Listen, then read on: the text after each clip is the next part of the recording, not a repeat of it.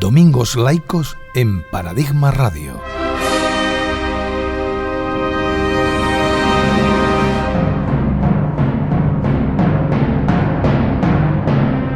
El laicismo como base de la democracia.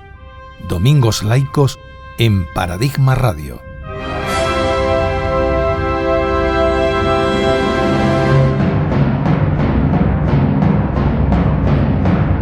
Domingos Laicos en Paradigma Radio. Presenta Ana Baragaña y José Antonio Naz. Bienvenidas, bienvenidos a la 51ª edición de Domingos Laicos. Una vez más estamos aquí Javier Peli como técnico de sonido, José Antonio Naz y yo misma para hablar de un tema que creemos de mucho interés y no solo presente sino futuro fundamentalmente. Parece ser, bueno, cuando empezó la pandemia todos le dimos un respiro al planeta al cesar con nuestro consumismo feroz. Pero a estas alturas de la pandemia vemos que el COVID lo único que ha hecho ha sido incrementar la desigualdad. Los ricos son mucho más ricos, los pobres son mucho más pobres.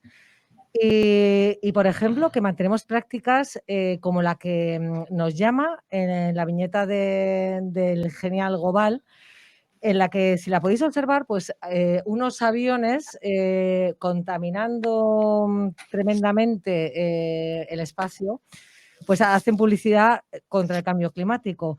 Actualmente hemos sabido pues, que ahora mismo Europa está plagado de vuelos fantasma, es decir, aviones prácticamente semivacíos, pero que siguen contaminando y volando para mantener los famosos slats, es decir, los espacios de despegue y aterrizaje. Entonces, un poco de esta relación de ética ecosostenible y laica como única posibilidad de futuro vamos a hablar hoy. Como siempre, si queréis dejaros alguna nota de voz, os dejo el número de WhatsApp y Telegram, 682 22 56 79 o domingoslaicos@gmail.com. Y como siempre, recordaros que no dejéis de visitar a gobalart.com o gobalart en Instagram y en laicismo.org si queréis conocer las actividades de Europa Laica. ¡Comenzamos!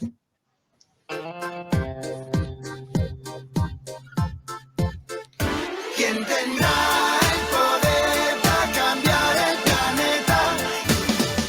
Paradigma Radio. El poder del pueblo. Domingos Laicos en Paradigma Radio.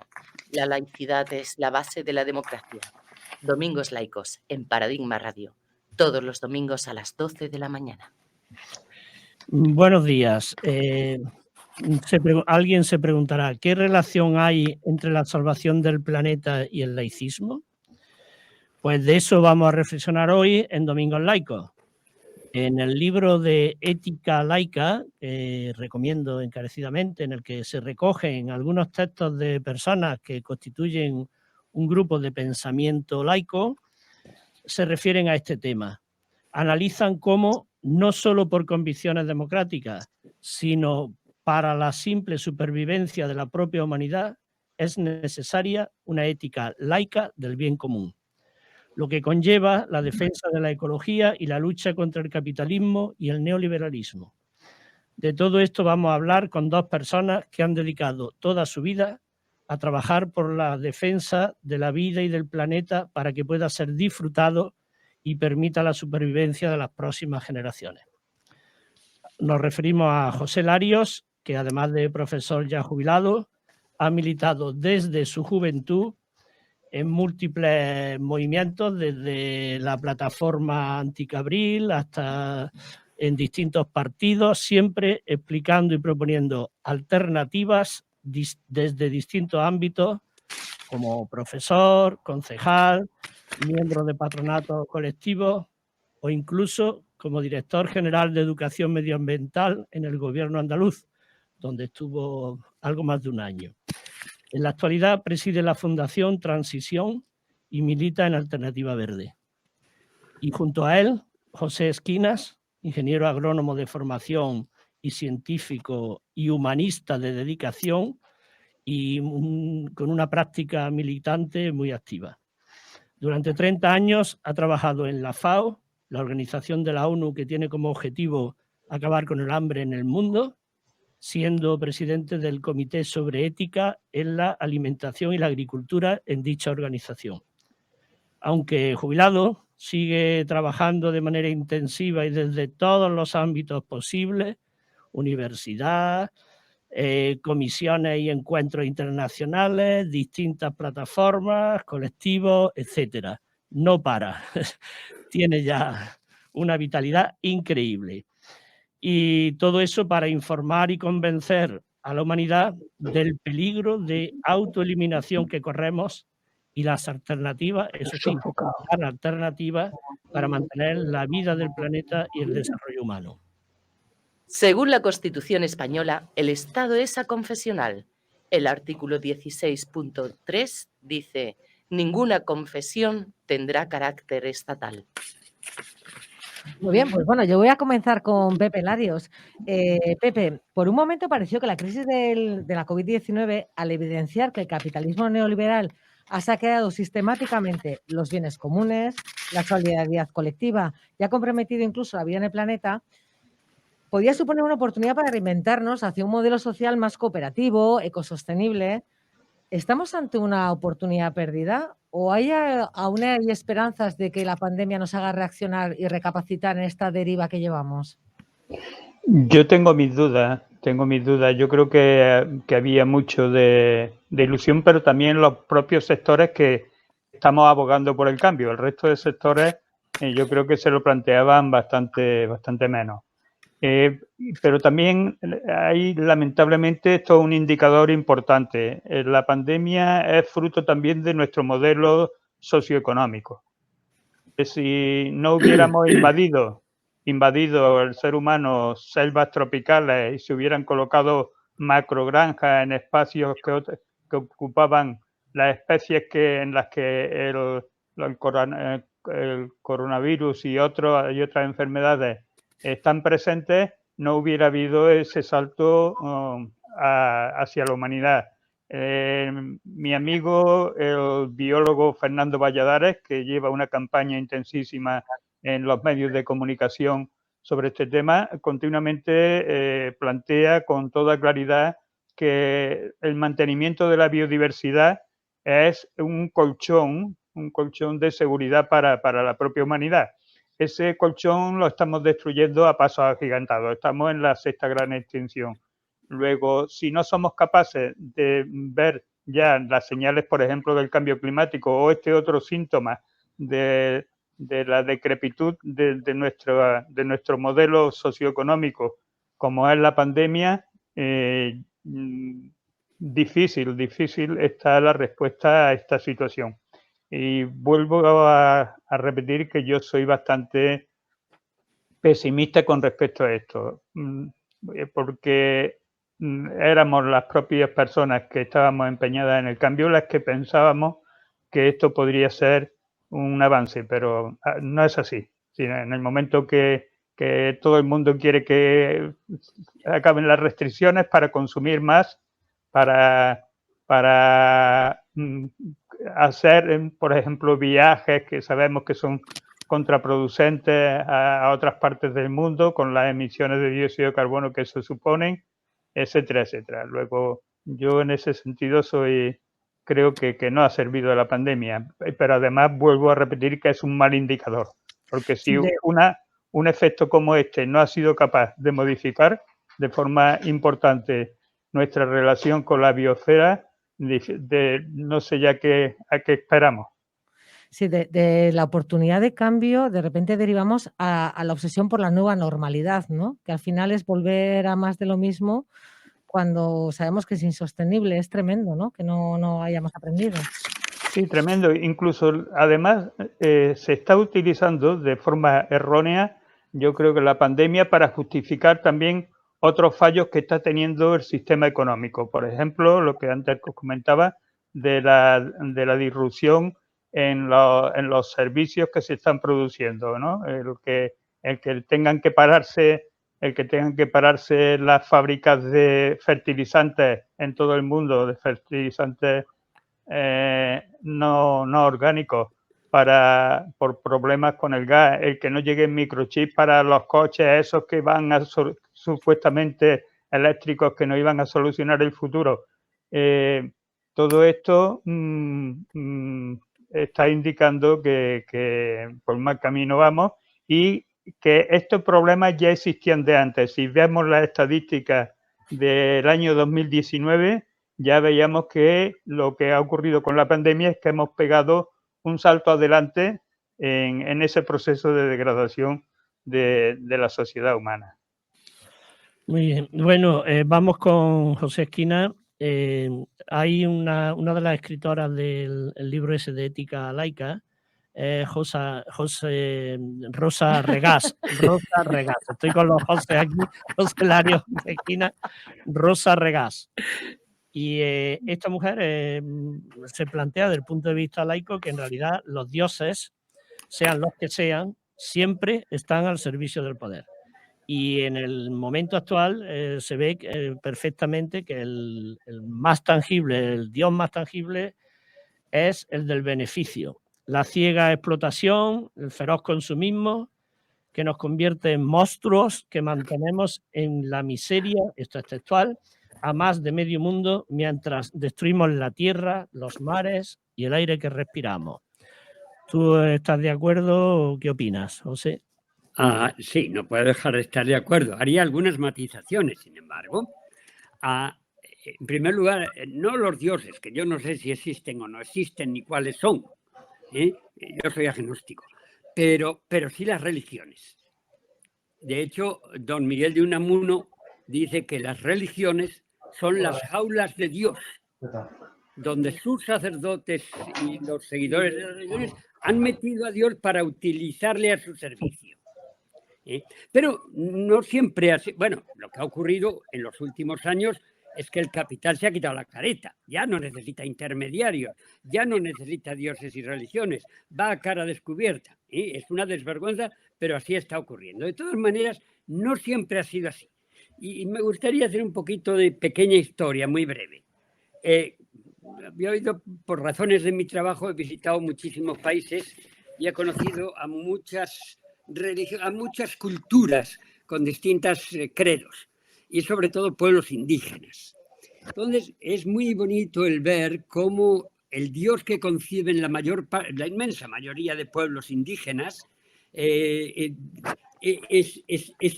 justamente la tierra, es el sol, es la luna, son justamente ahora aquello que está en peligro y que ahora queremos rescatar. Y yo recuerdo con mucho cariño en uno de los viajes en los años 80 por Guatemala, estaba dando unas clases en la universidad y uno de los profesores que estaban allí me dijo, señor Esquina, luego Pepe, ¿por qué no le viene? Quiero llevarle a una universidad maya en el centro de la selva.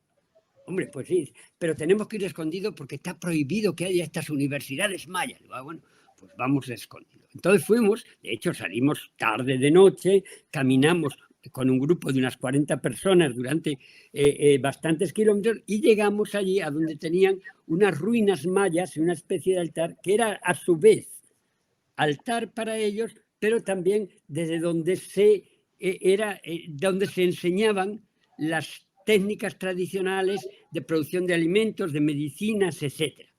Pero lo que más me llamó la atención es que al comenzar esas clases empezaban pidiendo perdón a la madre tierra y decían, perdona sobre todo al hombre blanco, y a nosotros, muchos de nosotros también, porque te están arrancando la piel. Y el otro me decía, es la deforestación. Te están rompiendo los huesos.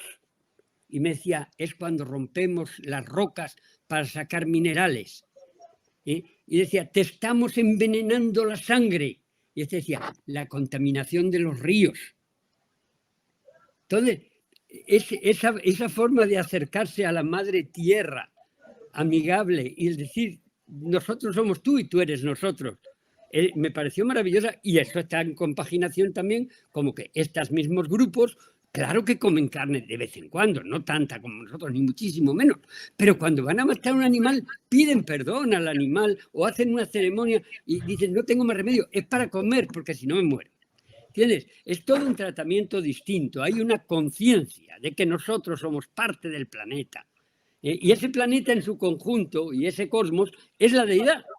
Ujú. Ahora, luego esto ha sido sustituido a lo largo de los siglos, primero, y es curioso, por las religiones politeístas, en las que algunos dioses encarnaban a esa tierra y a esa naturaleza y la defendían, otros eran los dioses malos, ¿eh? Y entonces ellos reproducían el comportamiento humano en esos dioses.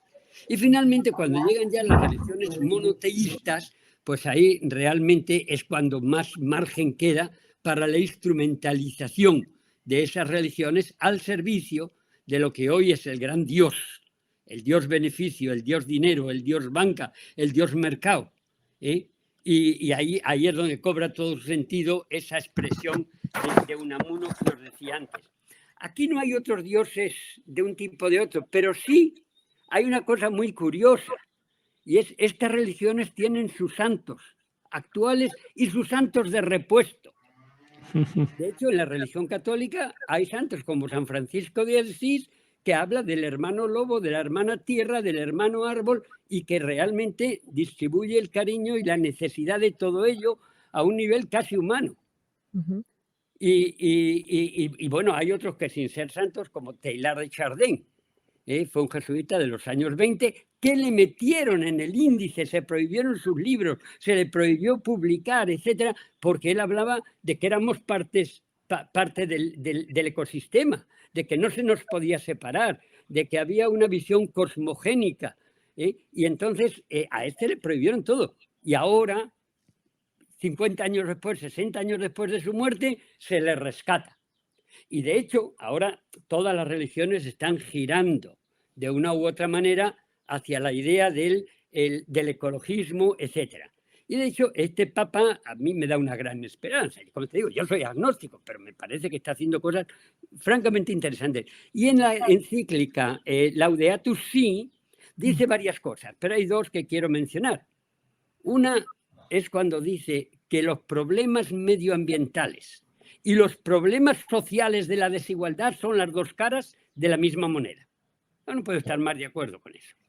Y luego es cuando habla de la necesidad de introducir el ecocidio, ¿no?, como crimen y para él, dentro de la religión suya, como pecado. Perfecto. Es una buena manera de girar. Eso está ocurriendo no solo en la católica, está ocurriendo casi en todas las religiones en estos momentos, porque no se puede negar la evidencia. En cambio, Pero los ya evangelistas, no Pepe, pueden ser instrumentalizadas con el mismo descaro que antes, ahora vienen a cara descubierta. El capital ya no necesita esconderse o enmascararse detrás de las religiones. Aún lo hace, en el caso de algunas religiones cristianas, no la católica, en América Latina, donde está yendo a los rincones más recónditos de la selva amazónica y está al servicio de las grandes multinacionales, que son las que los financian. No sé si esto responde a lo que... Sí, sí, totalmente. No, yo te iba a comentar que también, hombre, los evangelistas parece que están tirando un poco por el Dios progreso, ¿no? O sea, que a los hombres de bien, pues que Dios les premia con los beneficios y que hay todo un cuerpo moral que está respaldando mucho el pensamiento neoliberal, que no sé si... Sí, están empujando por el Dios progreso, por el Dios subprogreso. Porque ¿qué es progreso? Para mí progreso es justo lo contrario a lo que estos están haciendo en estos momentos.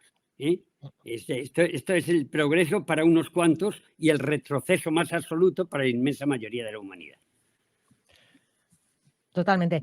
Bueno, Pepe Larios, ¿qué opinión te merece la internacional progresista impulsada por personas como Noam Chomsky, Yanis Varoufakis y Naum Kim, que ha surgido a raíz de la pandemia? Ya Varoufakis intentó en la europea con Diem 21 sacar adelante una propuesta. A mí me parece bien que determinados intelectuales o economistas entren en la arena política, porque hay un problema y es que necesitamos dignificar la política y en este sentido me parece bien. Ahora bien, yo creo que hay suficientes espacios políticos en la actualidad como para que se hubieran podido integrar en algunos en alguno de estos grupos. Hay Internacional Verde, hay ya más débil Internacional Socialista, podían optar por alguna de ellas sin ningún tipo de problema, o proponer un trabajo conjunto de, como ya también está ocurriendo en algunos espacios, un trabajo conjunto con ellos, ¿no?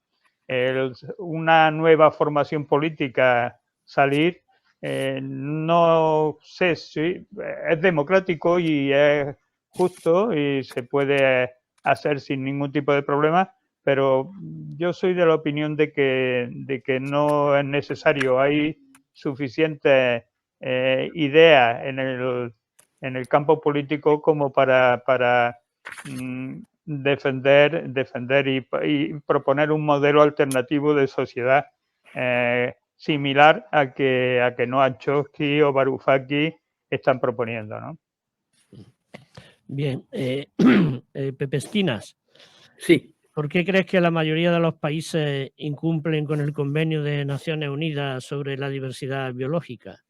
¿Qué pasa? ¿Es que no reconocen la importancia que tiene esta biodiversidad para la supervivencia e incluso de las propias poblaciones y de sus propias riquezas, etcétera?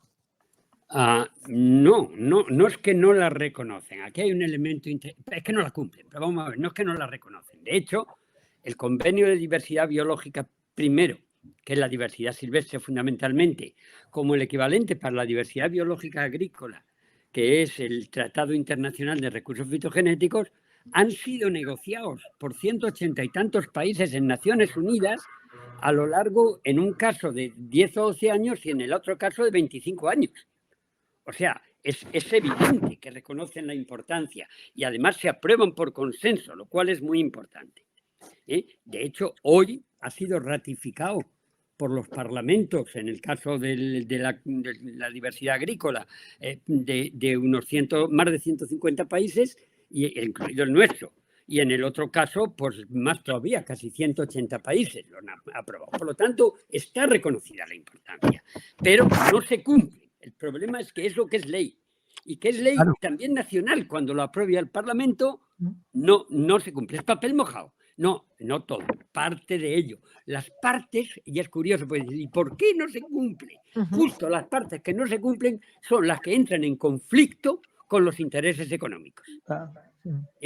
En el caso, por ejemplo, del Tratado de Recursos Fitogenéticos, del que trata de la biodiversidad agrícola, que es el que para mí ha sido mi trabajo en la FAO durante muchísimos años, pues los elementos conflictivos son los que entran en conflicto con eso. Por ejemplo, el artículo 9 del tratado habla de los derechos de los campesinos, los derechos de los agricultores, derechos sobre sus semillas, derechos, etc. No se han instrumentalizado los cauces legales para ponerlos en práctica ni en España ni en casi ningún país europeo. Entonces, es una ley mandatoria, es una ley obligatoria, pero no se está haciendo. ¿Por qué no se hace en este caso? Entre otras cosas, porque entran en conflicto con algunos de los tratados de libre comercio, que son los que están beneficiando a la Monsanto, a la Bayer, etcétera, que son los grandes productores de las semillas uniformes y estables, del tipo de semillas comercializadas de las que están dependiendo cada vez más los agricultores. Mientras hasta hace unas décadas cada agricultor tenía su propia variedad que la producía él en su campo, etcétera, hoy no, hay un pequeño grupo de grandes multinacionales que les dan la semilla producida y además la ley les obliga a los agricultores a sembrar esa semilla y no otra. Y a no poder resembrar sino comprarla cada año. Eso entra en conflicto total con el Tratado de la Diversidad Biológica Agrícola, con este tratado que te digo, pero no se hace nada. Incluso las leyes que se están legislando en Bruselas a través de la lobby de estas grandes compañías y porque además están integradas dentro de los tratados de libre comercio, obligan por ley a que las semillas comerciales sean uniformes y estables. Y si son uniformes y estables, no dejas espacio a la selección natural o a la selección del ser humano a adaptarlas a las condiciones impredecibles y variantes del medio ambiente y de las necesidades humanas. Por lo tanto, no nos sirven para los cambios climáticos. Ahora, te viene la Monsanto y dice, no, yo vendo semillas inteligentes. Inteligentes para ti. Este es el gran conflicto que se plantea. Otro conflicto que se planteó, sumamente interesante, es que entre los derechos comunitarios y los derechos individuales. En el debate que duró decenas de años, hubo un conflicto. Decía, no, derechos del agricultor no se puede tener porque son colectivos. ¿Y qué?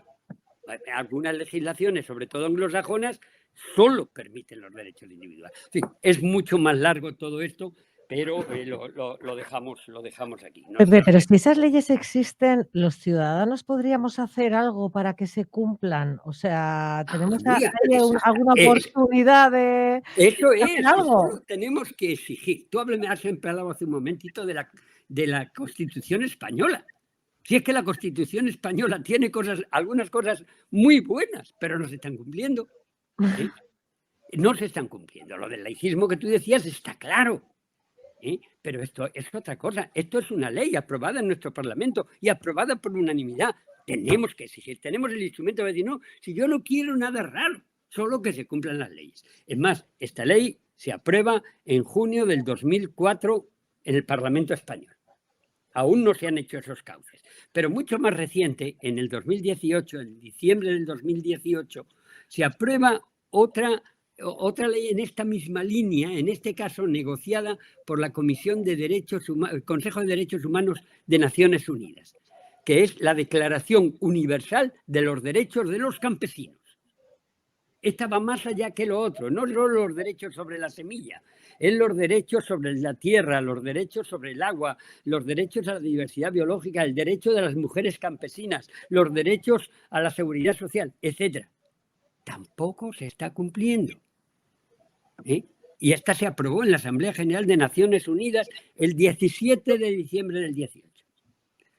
Ahora, empujemos, evidentemente, si no hay presión en la calle, las leyes se ignoran. Pero no solamente ocurre eso, es que la ley, bueno, la Organización Mundial de Comercio y su legislación está por encima absolutamente de todas las legislaciones. Incluso hay tribunales privados que penalizan a gobiernos que, por ejemplo, toman medidas de defensa ambiental, porque estiman en determinados momentos que pueden estar limitando los beneficios de estas empresas y litigan incluso en contra de los estados, y los estados están asumiendo que la Organización Mundial de Libre Comercio está por encima de cualquier otro tipo de legislación. Es una auténtica barbaridad, ¿eh? Y eso es lo que hace que, como comentaba Pepe Esquina, toda serie de tratados y de acuerdos internacionales o nacionales muchas veces se queden en agua de borraja, porque el libre comercio está por encima de cualquier otra consideración para la sociedad humana, lamentablemente. Tremendo. Bueno, ya que estás hablando, Pepe, sigo contigo. El cambio global es un problema social que atañe a toda la humanidad. Pero en cambio, bueno, salvando los esfuerzos individuales de algunas personas concienciadas, no parece que haya una respuesta coordinada, adecuada y contundente ante tal amenaza de calibre planetario. ¿Cuáles son las causas de esta aparente desidia o falta de voluntad de la sociedad? Ignorancia, rechazo, incertidumbre, negacionismo, irresponsabilidad. ¿Por qué? ¿Qué pasa? ¿Por qué esta anomia? Porque yo creo que el acceso a energía barata y de fácil acceso, como han sido los combustibles fósiles, han posibilitado que cualquiera de las personas que estamos hoy aquí presentes viva mejor que podía vivir un emperador romano, por así decirlo.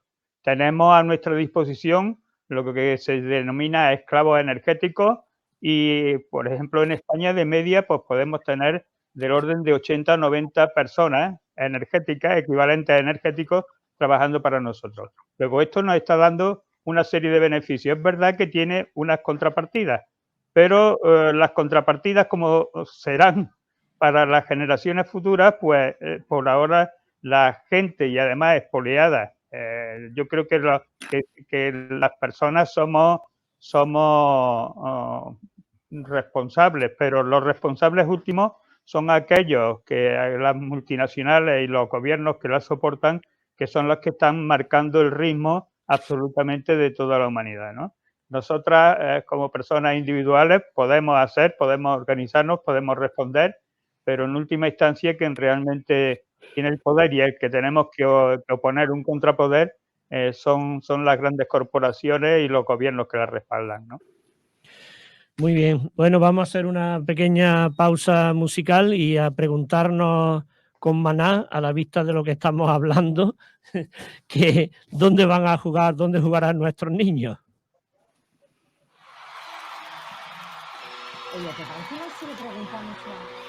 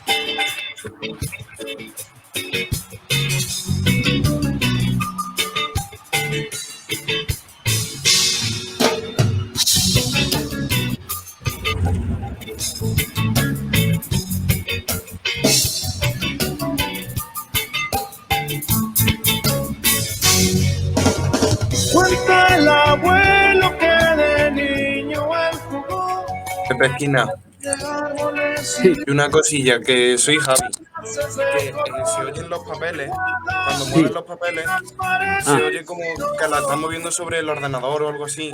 No, a lo mejor en el momento. no se Vale, no, que está sonando simplemente que cuando lo hagas, que levante Vale, en vez de vale, rotar, vale, ¿vale? vale. cielo muy De azul, acuerdo. en donde voló papalotes que él mismo construyó.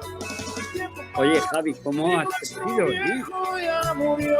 La última vez que nos vimos eras un Yo me chavalito. pregunté, después de tanta destrucción, ¿dónde diablos jugaron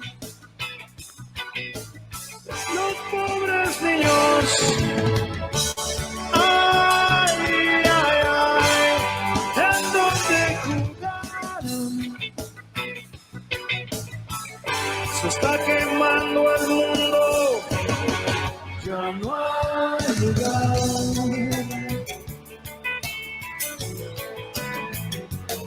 No hay lugar.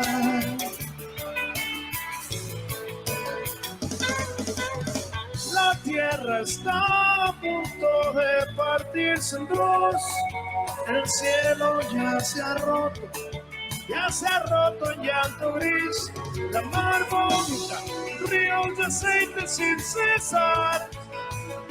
Y hoy me pregunté, después de tanta destrucción, ¿dónde diablos jugaron los pobres niños? Ay, ay, ay, ¿en dónde jugarán? Se está quemando el mundo.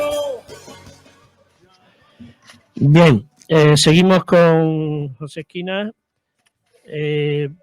Dentro de estos planteamientos actuales, parece como que ese enfrentamiento norte y sur se ha superado por lo que sería la globalización, que esta globalización que aspira a poder acabar para siempre con la diferencia entre pobres y ricos.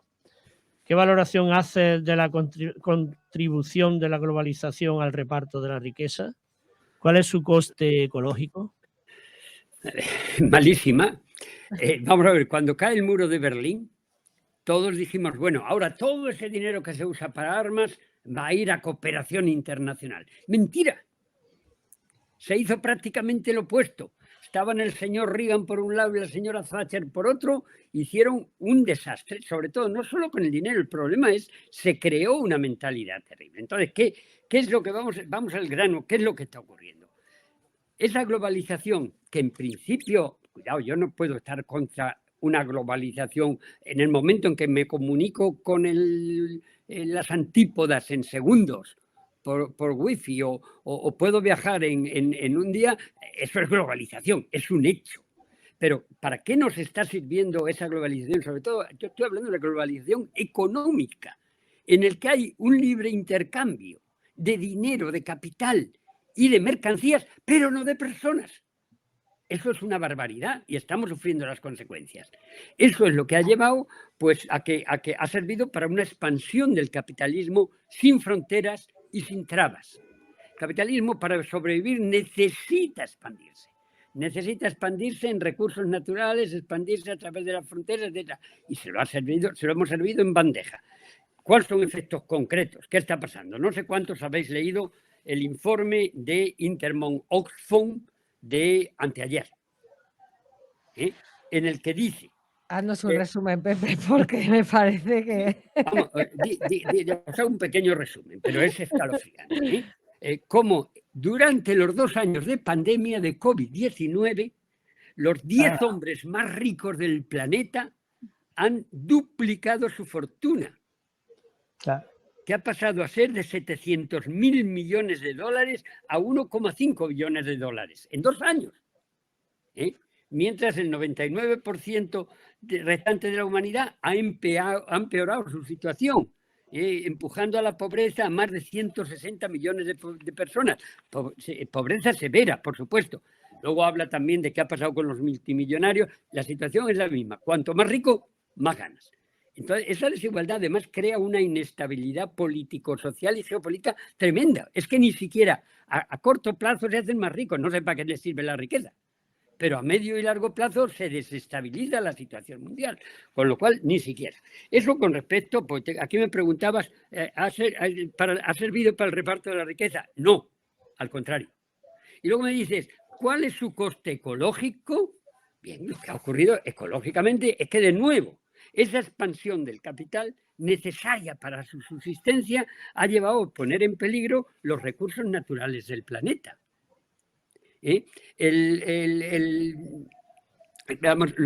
Tierra, agua, aire, diversidad biológica y energía son cada vez más escasos porque están siendo apropiados por menos personas y porque además somos un número creciente de personas. Y entonces esa apropiación los pone a su servicio y los sobreexplotan más. Vamos a una cosa, podríamos hablar de cada uno de esos. Diversidad biológica se ha perdido el 90 y tanto % de la que existía hace 10 años, etc. Pero vamos, todos estos tienen un único índice para medirlo, que es la huella ecológica. ¿Qué ha ocurrido con la huella ecológica? Pues mira, en el 1986, el planeta estaba en equilibrio. Generaba tantos recursos ecológicos como los que consumía. Y aquí se integran todos esos recursos naturales. En el 95... por primera vez la cantidad, hay un déficit ecológico. La cantidad de recursos que consumimos es mayor que los que produce el planeta. En el 2006, a nivel mundial, se llega al límite, quiero decir, el día 6 de octubre, el mundo había consumido ya todos los recursos que tenía hasta el 31 de diciembre. A eso se le llama huella ecológica. Y 10 años después, no, 5 años después, en el 2011, ya no es el 9 de octubre, es el 21 de agosto. Y ahora es antes todavía. En España, pues 3/4 de lo mismo. España entró en déficit ecológico en el 1961. O sea, consumía ya en el 61 más recursos de los que producía. Y esto, en aquel año fue el 2 de octubre. Esto ha ido adelantándose las fechas. En el 1991 fue el 20 de mayo, en el 2012 el 19 de abril y ahora ya es en el mes de marzo. En estos momentos el mundo necesitaría 4 planetas como la Tierra si todos vivieran como vivimos en Occidente, lo cual es una barbaridad. Los españoles estamos consumiendo cada año 5,42 hectáreas globales por habitante, cuando la media mundial es de 1,8 hectáreas. No sé, la biocapacidad de España, sin embargo, la capacidad de producir esos recursos naturales es de 1,61 hectáreas globales y consumimos 5 veces más. Es evidente que hay una necesidad de crecimiento. Pero si me permite un segundo más, te doy otras cifras de hambre, porque todo esto dices, bueno, pero viviremos mejor. No, vamos a ver. Antes hablaba del número de personas que se enriquecían. Mientras eso sucede, hoy tenemos 811 millones de personas que pasan hambre. Y de esos 811, claro, es un número muy grande. Tenemos que decir que mueren como consecuencia del hambre y la malnutrición 17 millones al año, que equivale a unos 35.000 personas al día, que es más que los que mueren por COVID. Y yo me pregunto, ¿cuál es la verdadera pandemia? ¿El COVID o el hambre? Pues casi 5 veces más mueren de hambre que de COVID. Y ese mismo día, hoy, que están muriendo 35.000 personas, estamos gastando en armamento 4.000 millones de dólares, que permitiría alimentar a los muertos de ese día al precio que están los alimentos en el sitio donde mueren, pues durante más de 100 años. No, aparte de la globalización, y eso por no hablar del rescate de la banca. La globalización para los ecosistemas, te quiero decir, con las especies invasoras, todo esto es terrorífico, ¿no? También. Claro, porque se piensa en el beneficio a corto plazo.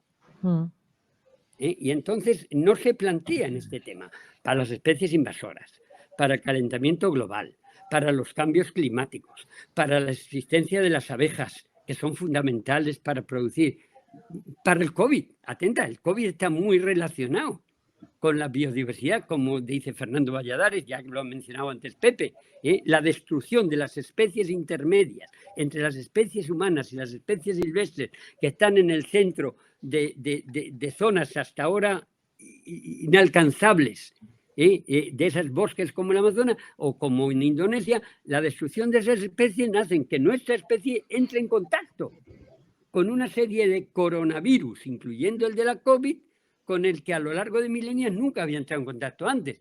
Entonces, todas esas especies intermedias que nos servían de freno, porque el COVID no podía llegar a nosotros, tenía que pasar por muchas otras y hubiera tardado miles de años en llegar. Nosotros hemos destruido las selvas para entrar ahí y ponernos en contacto con ellas. Y aquí tenemos el COVID y los que sigan llegando, que desgraciadamente van a ser muchos.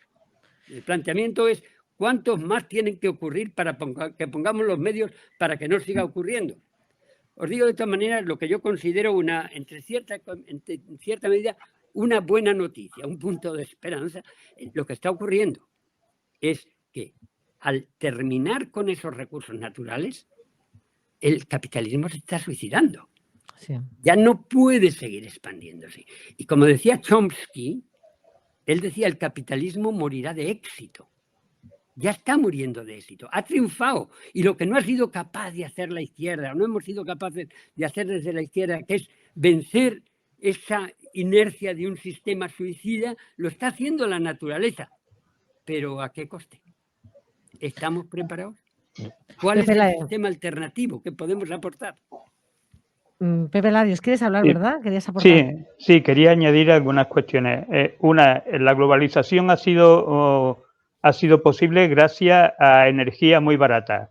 Por ejemplo, un pantalón vaquero que se produjera en China o en la India o en Bangladesh, llegar a Europa costaba, ahora un poquito más, costaba 15 céntimos de euro. Eso es lo que ha posibilitado que toda la industria contaminante se haya ido a China, se haya ido a Asia, porque como allí los estándares ambientales, los estándares sociales son más bajos y el transporte es prácticamente una nimiedad en el proceso de producción, es lo que ha propiciado la globalización. Luego ha destruido también en estos momentos incluso las capacidades de que las sociedades se hubieran construido como sociedades autosostenibles. cuando se habla de soberanía alimentaria o soberanía energética, en estos momentos va a ser muy difícil, porque apenas tenemos recursos, lo que antes comentaba Pepe.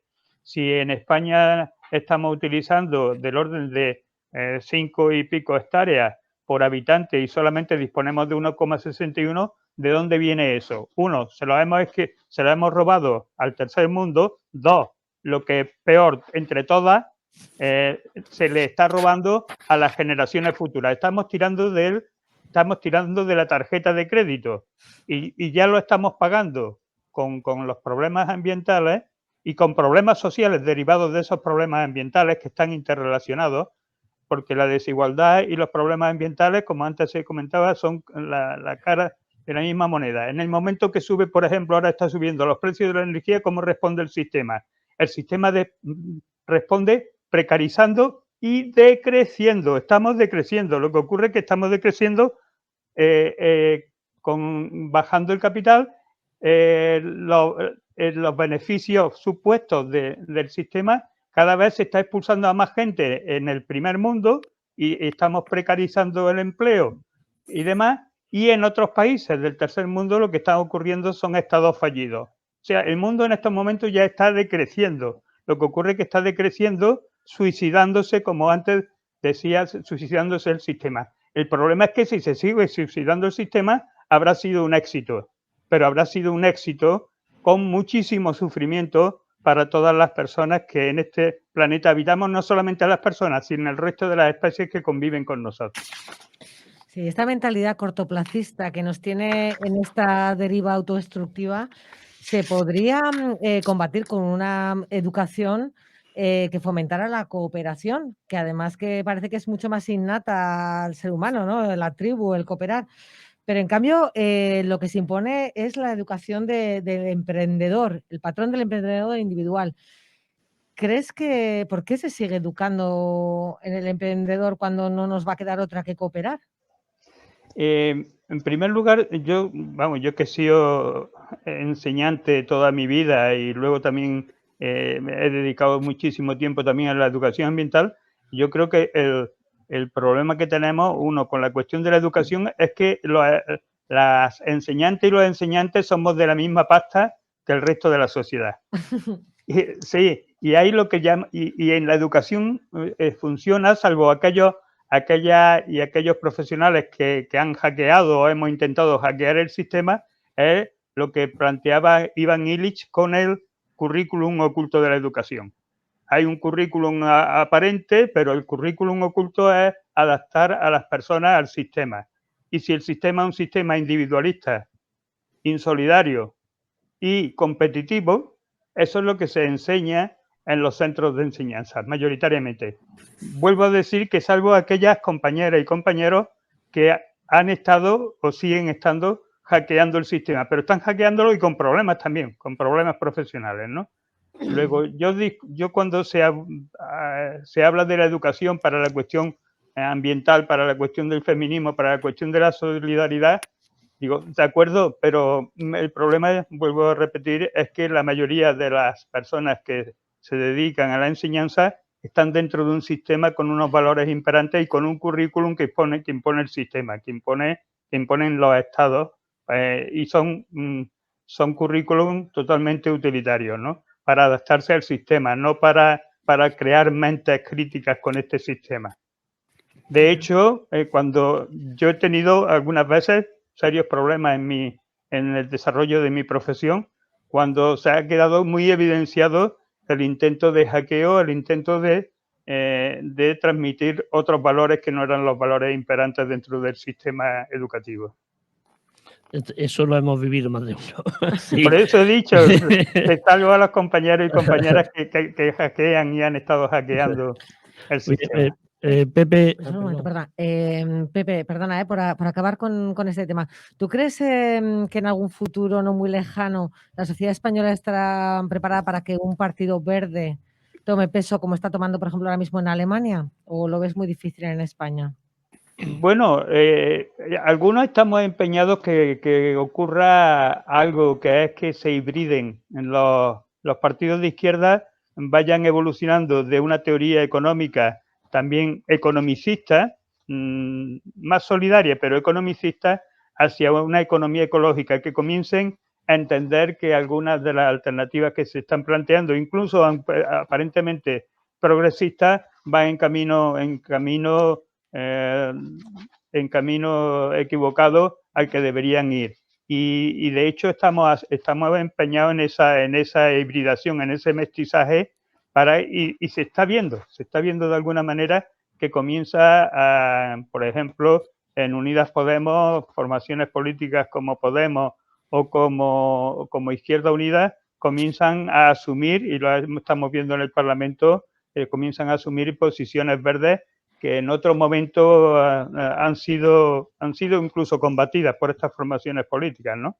Luego yo creo que ese es el trabajo que hay que hacer aquí, porque la experiencia de Europa, Centro Europa, y la experiencia de la Europa del Sur es muy diferente, ha sido muy diferente históricamente.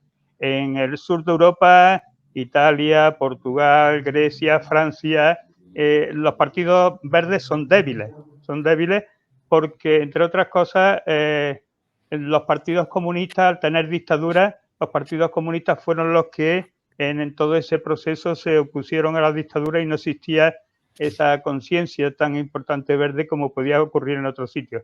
En Centro Europa la situación ha sido diferente, ha sido totalmente diferente. Luego yo creo que en países como el nuestro, el mestizaje, el diálogo entre la izquierda clásica, esperamos que ya no tan clásica, y la ecología política dé sus frutos. Yo creo que en estos momentos lo está dando. De hecho, por eso la formación política a la que pertenezco, Alianza Verde, estamos presentes ahora en Unidas Podemos, ¿no? Bien, volvemos contigo, Pepe Esquina, y relacionado con lo último que habíamos estado comentando, si se consume muchísimo más de lo que se produce y estamos en esta situación, ahora parece que hay muchas políticas que plantean ir hacia la pobreza cero, pero la pobreza cero, por lo que estás comentando tú mismo, es al revés, es cada vez más. No habría que plantearse, como algunos de los escritores del libro creo que era Javier Rodríguez o Gutiérrez o alguno de estos, se decían, no es necesario ir a limitar la acumulación de riqueza si queremos realmente que esto funcione. Perdón, es Enrique Javier Díez Gutiérrez. Perdón, sí. Pepe, responde, porfa, ¿hay que limitar la riqueza? Absolutamente sí. Cuando pasa de unos límites absolutamente inaceptables. Pero yo buscaría ir a las causas, de todas maneras.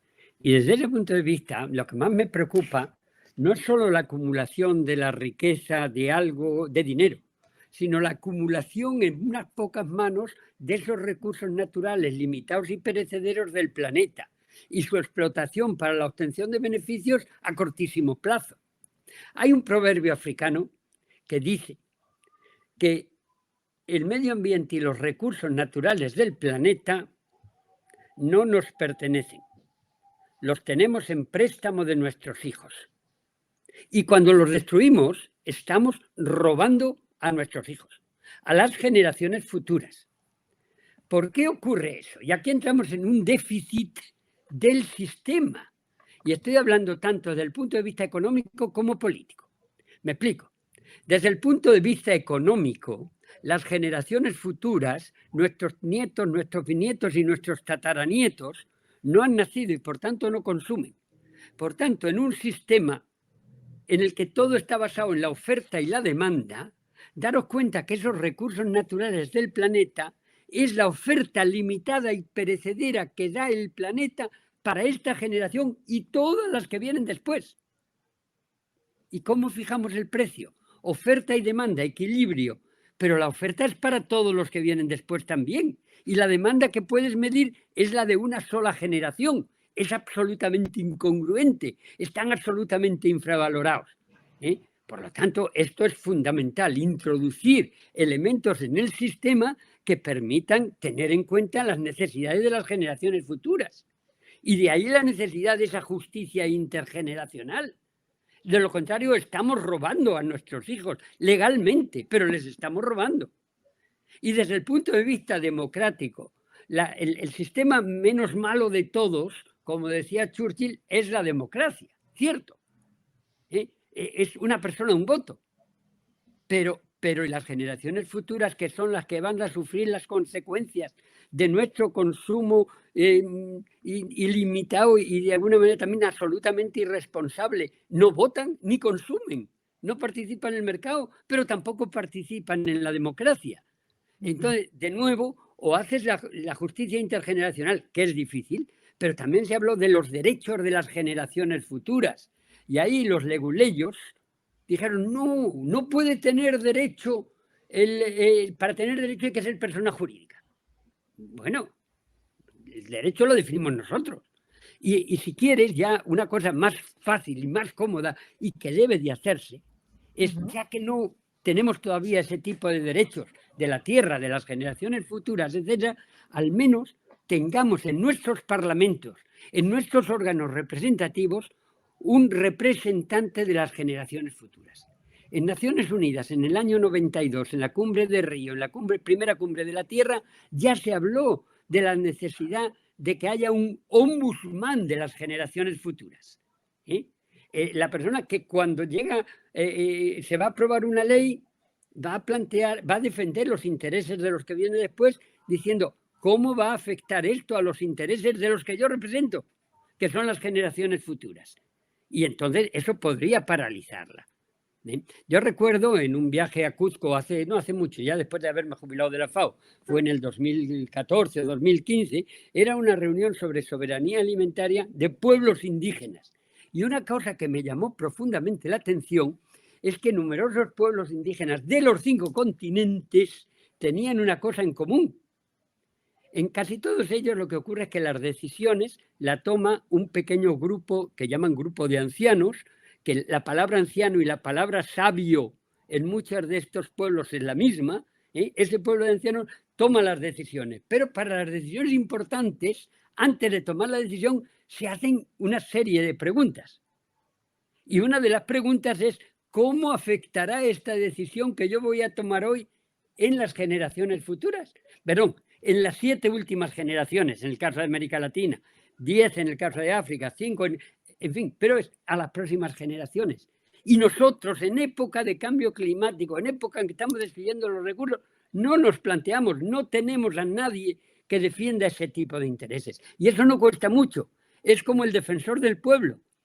Pero para las generaciones futuras, el defensor del pueblo es importante. Pero está haciendo lo que deberían hacer todos los representantes nuestros, defendernos. Pero los defensores de las generaciones futuras no lo puede hacer nadie más si no le nombramos por consenso ya.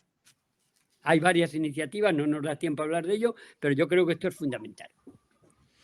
Totalmente. Bueno, si os parece, para ir terminando, podemos hablar también un poco del capitalismo de las emociones. Y es que el neoliberalismo tiene sus dogmas gracias a los medios de difusión masiva y nos los meten ahí con pico y pala. De hecho, por ejemplo, ante el derrumbe del modelo de empleo estable y la precariedad, ¿qué es lo que pasa? Que se revierte el riesgo a cada individuo y la responsabilidad de su capacidad de empleabilidad. Es decir, al final es un tema de autoexplotación, porque el ciudadano o ciudadana se sabe solo ante el peligro, o sea que depende de él el que pueda progresar o no. O sea, se le echa a él toda la responsabilidad, toda la culpa. Y claro, en ese individualismo se deja de confiar en lo público, se deja de protestar. Y luego además esto nos lo decoran con un pensamiento positivista de marketing en el que lo único que te puedes cambiar es a ti mismo. Entonces se te anima a cambiar la percepción de la realidad, no la realidad en sí misma. Y claro, quizá por eso las personas se culpabilizan de su situación y encima se meten estos chutes de marketing. ¿Cómo se puede combatir esto? ¿Qué modelo de sociedad podríamos, porque tenemos que crear un modelo de sociedad, ¿no? Porque es que, ¿cómo salimos de esto? Bueno, complicado, pero no solamente eso, sino que también si tú no vives bien, si tú no eres de las clases acomodadas, la culpa es tuya. Sí. La culpa es tuya. Encima el fracaso. Tú tienes que tener complejo de culpa porque no estás viviendo como se debe vivir. Ojo, y esto tiene una influencia muy importante en los votos. Yo he visto muchas veces cómo compañeros y compañeras echaban la culpa a los votantes por votar otras opciones. Y es que las personas cuando votan no votan racionalmente. Las decisiones racionales son aproximadamente el 6% de nuestras decisiones. Cuando votan, lo que votan es el modelo al que ellos aspiran. Y si la sociedad te está diciendo que es un fracasado y un partido político te está diciendo de que esto es fácil, de que si tú no progresas es porque tú no quieres, pero puedes progresar. Y obvia que la libertad está coartada por tus propias situaciones socioeconómicas para poder ascender. O, por ejemplo, el otro día cuando salía el informe Oxfam, decían, en España en la escalera de movilidad social se está frenando. Pero vamos a ver, ¿esa escalera existió alguna vez? ¿Esa escalera existió alguna vez? Existirían para individuos con pocos escrúpulos y ligados al poder, y totalmente insolidarios con sus compañeros y compañeras. Pero esa escalera social nunca existió. Lo que ocurre además en estos momentos es que se exacerba esa escalera, se queda más en evidencia que es imposible, totalmente imposible. Yo además pienso que difícilmente vamos a ser capaces de hacer una transición y hacer un decrecimiento ordenado. Pero la única cosa que nos puede salvar es crear redes de solidaridad y de compasión con las personas que tenemos más cercanas y otras. Eso es lo que nos puede salvar de los embates que nos vienen en el futuro inmediato, que ya están ocurriendo, que algunas personas ya las están sufriendo y otras las van a sufrir de forma inmediata en muy corto tiempo. Porque van a venir otras alternativas, y son alternativas autoritarias fuertemente en los países occidentales, en los países del primer mundo, en los países ricos, y señores de la guerra y alternativas gasteriles en los países con menos estructuras estatales. Por tanto, construyamos bases de solidaridad, bases de compasión con las personas que tenemos a nuestro alrededor, y eso es la única vacuna para lo que viene en los años venideros, ¿no? Sí, Pepe, ¿algo que añadir? Esquina? Sí, yo estoy de acuerdo con los de las redes de solidaridad, pero yo hablaría también de leyes de solidaridad. Yo creo que la Revolución Francesa está incompleta. Fíjate qué curioso, eran los tres grandes pilares: libertad, igualdad y fraternidad. Libertad e igualdad se están cumpliendo. Y hemos hecho leyes, no solo buena voluntad, leyes que obligan a la libertad y a la igualdad. La fraternidad, el hermano pobre de la Revolución Francesa, lo hemos olvidado, que sería el equivalente a la solidaridad, va más allá. O somos capaces de desarrollar esas legislaciones. Y no solo las redes, no solo la buena voluntad, también, por supuesto, pero además leyes que obligan. Pero es muy difícil. Y es muy difícil porque, vamos a ver, esta revolución informática está cambiando todo. Hubo primero una revolución de las máquinas y la gente se quedó sin trabajo. Pero el tipo de actividades que venían después permitía que encontraran trabajo en otros lugares. Se tardó tiempo, pero la sustitución de las máquinas lo que fue sustituir el músculo humano por la máquina. Pero la revolución actualmente de los ordenadores está sustituyendo el cerebro humano por la máquina. Y ahí, quieraslo o no, va a haber una demanda de trabajo muy, muy, muy inferior. Y cuanto más generaciones de computers o de ordenadores lleguemos, menos trabajo se va a necesitar. ¿Qué es lo que ocurre entonces? ¿Podemos reconquistar nuestros derechos como se hizo por los trabajadores a través de los sindicatos, etcétera, en el siglo XVIII y XIX? Cuidado, no, porque en aquel caso el obrero era imprescindible. Hoy el trabajador es prescindible. Y eso nos hace inútiles. Y eso es lo que nos lleva a decir, ¿qué puedo hacer? Si hay muchísima menos oferta de la demanda de trabajo. Y entonces ahí nos encontramos en una situación sumamente delicada en la que yo no veo claro el salir, porque aquí tendría que ser o trabajar menos para que trabajemos todos, o alternativamente la renta básica universal. Pero ¿cuáles son los instrumentos de presión que tenemos para una cosa u otra? Es muy difícil, es muy difícil. El único elemento, pero es triste, es que si el capitalismo no tiene suficientes consumidores se hunde. Por lo tanto, para que tenga consumidores hace falta que todos ganen. Pero es triste, porque estamos jugando un juego feo. Entonces, lo que sí es que todo esto va a llevar y va a seguir llevando a una serie de desequilibrios geopolíticos y sociopolíticos fuertes, como es la propia inmigración ilegal, etcétera, etcétera, que es lo que está ocurriendo. Y yo creo que eso nos hace pensar una cosa. Como dice Federico Mayor Zaragoza, aquí o nos salvamos todos o perecemos juntos.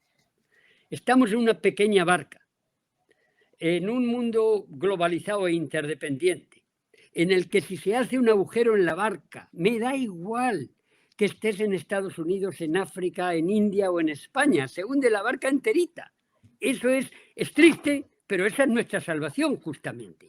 O si lo preferís, es un chiste que a mí me contaban cuando era niño, que es el piloto que va en un avión, informa a los pasajeros, señores, nos hemos perdido, pero no se preocupen porque mantenemos una velocidad excelente. Bueno, estamos todos en esta nave, en este planeta Tierra, cada vez a más velocidad, pero ¿a dónde nos está llevando? ¿Quién está al volante? Si es que los que están al volante no son ni siquiera los políticos, es el capital, es el dinero, es la banca, es el mercado. Y es preciso introducir ahí, poner al volante el elemento gran olvidado que es la ética y valores. Solo la ética y el valores nos pueden salvar. Pero ¿cómo podemos hacerlo? Es el gran reto que tenemos. Pepe quería decir algo, Pepe Lario. ¿Tenías la mano, parece, levantada? Está en silencio. Sí, no te oímos. ¿Has quitado el sonido igual? Sí, ya está. Ahora, venga, ahora te escuchamos. Ya está restablecido. Lo que yo difiero con algunas afirmaciones del futuro que hace Pepe Esquina. En primer lugar, yo creo que estas tecnologías tienen los días contados por agotamiento de la energía. Las sociedades se hacen cada vez más complejas para captar mayor cantidad de energía, pero a medida que se van haciendo más complejas y necesitan más cantidad de energía, si chocan con los límites planetarios, desaparecen. Luego yo pienso que la informática tiene poco futuro y las nuevas tecnologías tienen muy poco futuro. Incluso creo que va a hacer falta, anteriormente yo hablaba de los esclavos energéticos. En el momento que tengamos menos capacidad de combustibles fósiles, forzosamente tendremos que sustituirlo por el trabajo que ha permitido la existencia de la humanidad, que es el propio trabajo físico de los seres humanos, lamentablemente algunas veces con trabajo esclavo, y el trabajo de los animales y pequeñas corrientes de agua, de aire y también la leña. Vamos hacia la sociedad de la leña. Yo creo que tenemos que planteárnoslo y no a muy largo plazo, Luego, algunas cuestiones que también algunos gurús plantean como el hombre biónico, etcétera, etcétera, solamente está en sus mentes calenturientas, lo mismo que está en mentes calenturientas colonizar otros planetas o asteroides para conseguir los materiales de las tierras raras que faltan en este. Es un auténtico dislate. Significa, eso sí, que es religión, es creer en algo que nunca va a ser posible, porque la situación de las condiciones biofísicas del planeta y de la biosfera lo van a hacer inviable. Luego, yo espero que en esa otra nueva sociedad que deberíamos ya ir preparando, tenemos que ir teniendo en cuenta todo esto. Y creo que además un montón de los conocimientos que en estos momentos tiene la humanidad van a ser inválidos. Tendremos que adquirir otros conocimientos para poder existir. Por ejemplo, antes de los combustibles fósiles el transporte era con tracción animal. Esos animales hoy no existen prácticamente. El trabajo en el campo se utilizaban animales, esos animales hoy no existen. vamos a tener que recuperarlo de forma rápida. Y yo creo que en ese camino tendremos que comenzar a andar con ese tipo de tecnología. Creo que hay réplica, ¿no? Sí. por la esquina. Por alusiones. No, yo es que lo que no veo es el conflicto. Yo estoy totalmente de acuerdo con todas y cada una de las palabras que ha dicho Pepe. Y no veo ningún conflicto con lo que yo he dicho. Al revés, en mi opinión, se complementan. Lo que yo creo hacia el futuro no es que de pronto los ordenadores y la informática van a perderse, van a dejar de estar, si no somos capaces de ponerlos al servicio del ser humano y de lo local, ahí sí estamos perdidos. Pero tenemos que buscar la sinergia y la complementariedad entre los conocimientos tradicionales de nuestros ancestros y la potencialidad que nos da las tecnologías apropiadas a nuestras necesidades. Esa es mi opinión. Esto implica, entre otras cosas, y ahí estoy seguro que vamos a estar todavía más de acuerdo, un decrecimiento real desde organizado. el punto de vista económico. No tiene sentido consumir cada vez más. Y cuando hablo de crecimiento digo desde el punto de vista económico, porque de crecer desde ese punto de vista significa crecer desde muchos otros. Crecer en los afectos, crecer en las relaciones con la naturaleza, crecer incluso en la espiritualidad, palabra bonita y muy necesaria que nos han robado muchas veces las religiones. Es nuestra vida interna. Entonces el progreso tiene que estar en esa dirección. Y el progreso no esa globalización económica. Para mí la globalización, como decía, existe, pero la globalización en la que yo creo es el sumatorio de los locales, es la localización, es el desarrollo de lo diverso a todos los niveles, en todas las culturas. El mantenimiento de esas culturas decía Rabindranath Tagore, que en la unidad es necesaria la uniformidad detestable. Esa uniformidad es la que nos está matando y está destruyendo esas culturas. Creamos una globalización en que es un sumatorio de locales y en que incluye no la pérdida de las soberanías alimentarias, etcétera, sino al revés. Es la suma y está basada en la soberanía alimentaria, la soberanía energética y por supuesto, en la medida de lo posible, la sanitaria. Y por eso te digo que estoy de acuerdo con lo que él dice, pero quizás no nos hemos entendido bien. Muy bien, yo creo que, bueno, tenemos para hablar de esto en más ocasiones. Sí, yo creo que se nos ha quedado corto el programa, ¿no? O sea, yo creo que esto tenemos que darle otro pase porque hay mucho de qué hablar. Sí, por lo menos mientras tengamos tiempo antes de que acabemos con el planeta. Si os dejáis, yo creo que vamos a tener que hacer una revisión. Pues nada, muchísimas gracias. Sí, ha sido un auténtico placer, de verdad. Muchas gracias por haber colaborado. Muchas gracias a vosotros. Bueno, qué pena. Ya nosotras aquí por lo menos hemos quedado con ganas de más. Es un tema muy interesante, muy transversal, de futuro. Y creo que tendremos que desarrollarlo un poco más. ¿No te parece, José? Hombre, y tanto. Antes de que nos terminemos de suicidar. Sí, totalmente, totalmente. Yo creo que la ética ecosostenible y laicista es lo que nos puede salvar y tenemos que crear un nuevo modelo para que sea posible. Así que creemos espacios de reflexión para crear ese modelo y que nos salve.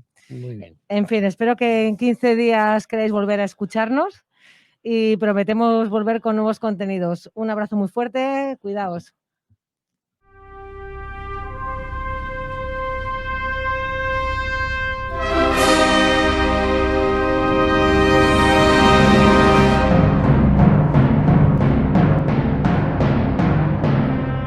Aquí acaba Domingos Laicos en Paradigma Radio.